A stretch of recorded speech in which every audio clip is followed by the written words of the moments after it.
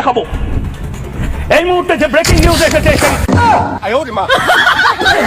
এই মুহূর্তে breaking news হচ্ছে, এডিটের মায়ের বাপের হাতে হকার সাংবাদিক ধরা পড়ছে।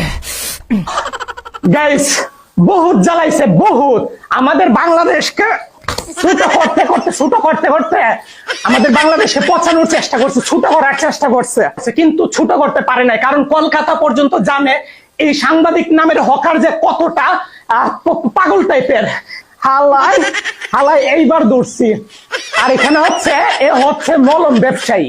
এরে কোনোভাবেই সাংবাদিক বলা যায় না, এরে বলা লাগে মলম ব্যবসায়ী আর হচ্ছে হকার সাংবাদিক।